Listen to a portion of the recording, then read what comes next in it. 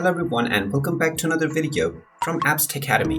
In this video, I'm going to show you whether you can add multiple accounts on Snapchat or not. So let's get started right away. First of all, open up the Snapchat application, and once it is opened up, in order to check through the various settings, you can tap on your profile icon at the top left corner.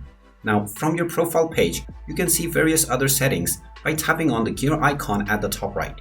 Now you have various different options for your account, including your email address, notification options, and also your public profile settings.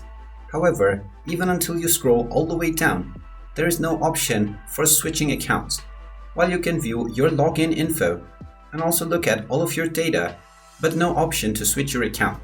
So this means if you wish to switch or log in through another account, you will first need to tap on the login button and log out from your account completely, and then log in with a different one, which means that there is no option or feature to use multiple accounts at once within the Snapchat application. So I hope that answers your question on whether you can add another account onto your Snapchat app. If you find this video helpful, make sure you hit that like button and subscribe to our channel if you haven't done so already.